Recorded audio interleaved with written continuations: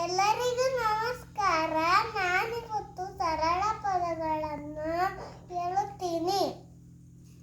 ಸರಳ ಪದಗಳು: ಓ, ಔ, ಹ, ಶ.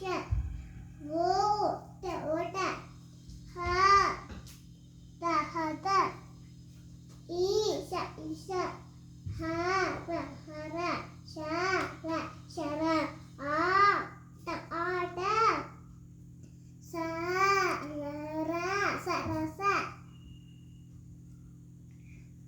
ಹಯ ಹಯ, ಹವಳ ಹವಳ, ಹರಣ ಹರಣ, ಶತಕ ಶತಕ, ಶರಣ ಶರಣ,